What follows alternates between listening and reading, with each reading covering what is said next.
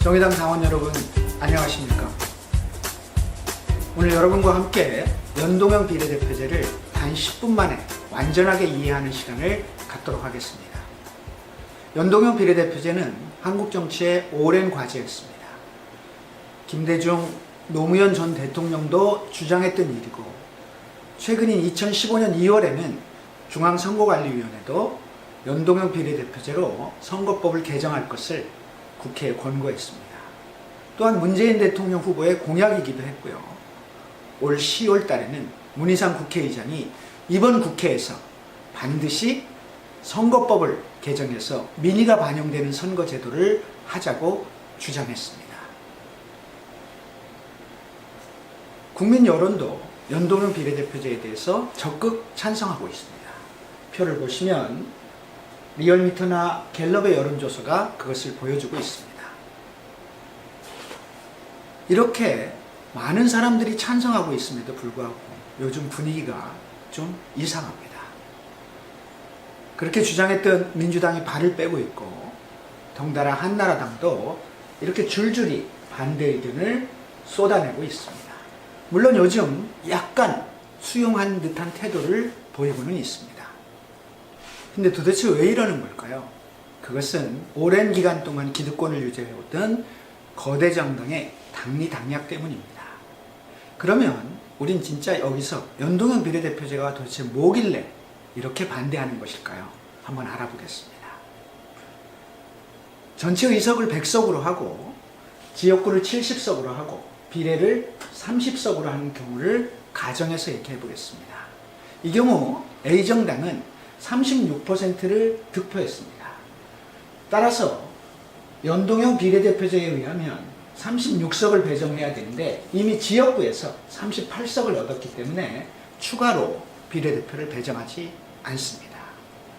B정당은 32%를 득표했습니다. 따라서 32석을 받아야 되는데 지역구에서 25석만 얻었기 때문에 7석을 비례대표로 배정하게 됩니다.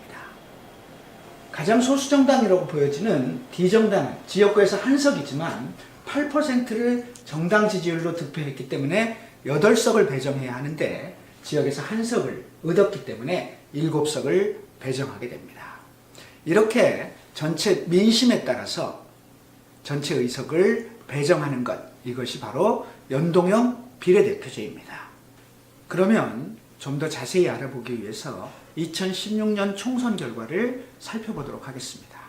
2016년 총선 결과를 보면 새누리당은 정당 지지율을 33.5%를 득표를 했습니다. 그런데 실제 총 의석 점유율은 122석으로 40.67%를 의석 점유율로 갖게 됩니다.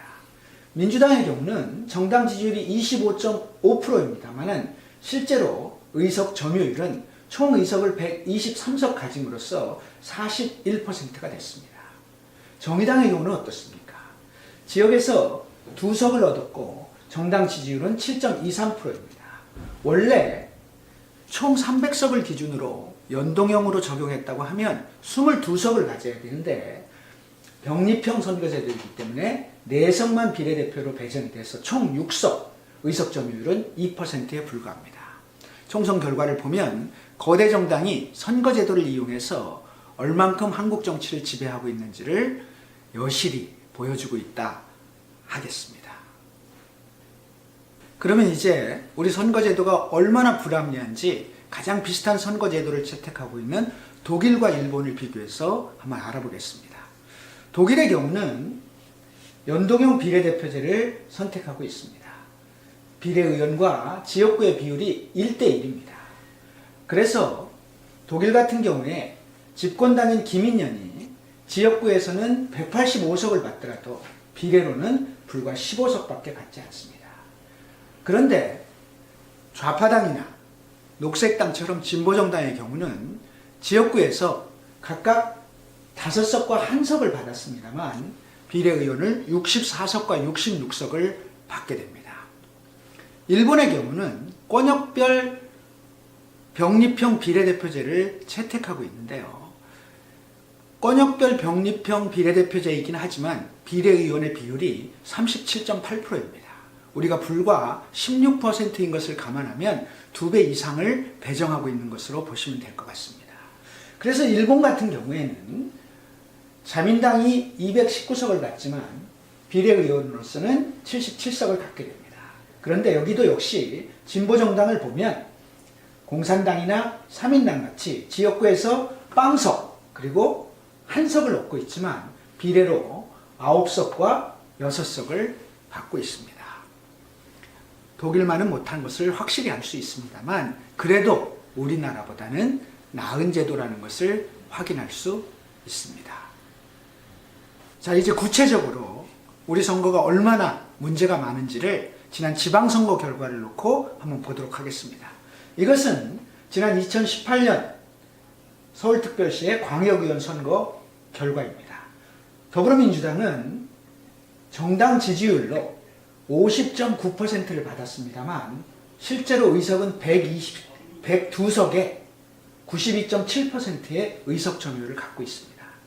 자유한국당을 보면 정당 지지율은 그래도 25.2%를 받았는데 총 의석 점유율은 불과 5.5%밖에 되지 않습니다. 온통 파란색의 천지가 되어 있는 게 서울입니다. 정의당의 경우는 9.7%를 받았습니다. 그래도 두 자릿수에 족박하는 지지율이었습니다만 실제 당선된 의원은 비례대표 1명밖에 되지를 않는 상황입니다. 의석 점유율은 불과 1%도 안 되는 0.9%가 되고 있습니다. 근데 이 반대 현상이 대구에서 나타납니다. 대구광역시 지방선거를 보면 더불어민주당이 35.78%를 받았습니다. 그런데 실제로 의석은 5석밖에 되지 않아서 점유율은 16%. 그리고 자유한국당은 46.14%를 받았는데 의석 점유율은 25석이나 됩니다. 온통 빨간색 천지가 대구광역시입니다. 이것은 무엇을 말해주는 겁니까? 바로 지역주의가 이렇게 뿌리를 내리고 있다는 것을 확인시켜주고 있습니다. 뿐만 아니라 사표가 발생해서 민의가 왜곡되고 그리고 거대 정당의 승자 독식 구조가 발생하고 이걸 통해서 한국 정치를 양당이 어떻게 지배하고 있는지를 확인시켜 주고 있는 겁니다. 바로 그런 측면에서 자유한국당도 찬성할 만한데 민주당도 찬성할 만한데 안 하는 이유는 지역을 기반으로 어떻게 해서라도 정치적 지배를 유지할 수 있겠다라고 하는 판단 때문입니다. 근데 문제는 이것뿐만이 아닙니다. 바로 국회의 세대 비율을 한번 보겠습니다. 우리 국회에는 30대 이하의 국회의원이 3명밖에 없습니다. 1%. 낡고 고루한 정치가 생겨날 수밖에 없는 이유입니다. 젊고 참신한 젊은 정치인들이 의회에 진출해서 한국 정치가 보다 생동감이 있어야 합니다. 또 하나의 문제점이 있습니다. 그것은 여성 의원의 비율 문제입니다. 우리 국회의 여성 의원 비율은 17%에 불과합니다. 그런데 스웨덴, 핀란드, 노르웨이, 덴마크 같은 경우는 여성 의원 비율이 40% 이상이 되고 있습니다. 여성의 정치 진출, 시급한 과제임에도 불구하고 이 정도 수준에 머무르고 있는 게 현행 선거제도입니다. 또 이 통계는 무엇을 보여줍니까? 역대 국회의원들의 직업인데요. 국회의원이 직업인 사람, 정치인, 변호사, 교육자, 약사, 의사, 이 사람들이 의원을 대부분 하고 있습니다. 한국 정치를 기득권과 부자들이 하고 있다는 뜻입니다. 이들의 자산은 평균적으로 40억 원이 넘습니다. 우리 정치가 왜 서민을 위한 정치가 되지 않는지를 단적으로 보여주고 있는 것입니다. 이것이 우리 선거제도의 문제다 이렇게 말할 수 있겠습니다. 자, 그럼 이제 연동형 비례대표제가 왜 좋은지 총정리를 한번 해보도록 하겠습니다. 첫 번째로 사표를 방지해서 민심 그대로의 정치를 할 수 있습니다. 두 번째, 정당 정책에 대해서 유권자들이 선택하게 됩니다. 그전에는 찍어도 당선이 안 됐지만 지금은 사표가 없어져서 정책을 보고 투표함으로써 다양한 정책 정당이 등장할 수 있습니다. 이렇게 됨으로써 지역주의와 부정부패, 금권 정치가 사라지고 한국 정치의 오래된 악습이 개선되게 되는 것입니다. 여성과 청년과 소수자들의 정치적 진출이 가능해지고 이것을 통해서 한국에서의 새로운 진보 정치의 영역이 확장되게 됩니다. 이렇게 되면 낡은 보수 양당 체제가 극복되고 진보 정치가 새롭게 성장할 수 있는 기틀이 되는 것입니다. 바로 연동형 비례대표제입니다. 그런데 이런 연동형 비례대표제를 왜 반대하는가요? 당연히 당리당략 때문이지만 그렇지만 나름대로 이유를 갖다 붙이고 있는데요. 그 첫 번째로 반대하는 이유가 바로 소수정당의 난립 문제입니다. 그런데 우리는 흔히 소수정당을 3%라고 얘기합니다만 3%라고 하면 국민의 지지가 100만 표 이상이란 뜻입니다. 이게 작은 정당입니까? 이런 정당이 국회에 단 하나의 의석도 갖지 못하는 게 오히려 비정상입니다. 따라서 더 많은 정책 정당과 더 많은 계층의 이해를 대변하는 정당들이 나타나는 그런 오히려 정치 발전의 기회가 된다라고 긍정적으로 바라봐야 될 문제를 기존 정당들이 자꾸 소수정당 얘기하는 것이죠. 두 번째로 비민주적 공천을 얘기하고 있습니다. 이렇게 되면 돈보따리 장사, 밀실공천 이런 것들이 생겨날 것을 우려하는데 이것은 정당법에 민주적 공천을 할 수 있도록 당헌 당규에 명시할 것을 분명하게 규정하면 오히려 정당 민주주의를 확장시키는 계기가 될 것으로 생각합니다. 세 번째로 의원수 증가에 따라서 예산이 증가할 거다 이런 얘기들을 가장 많이 하고 있는데요. 지금에 있는 300석의 의원에게 들어가는 예산 동결하면 될 거 아닙니까? 그렇게 되면 예산을 동결함으로써 더 많은 의원을 쓸 수 있습니다.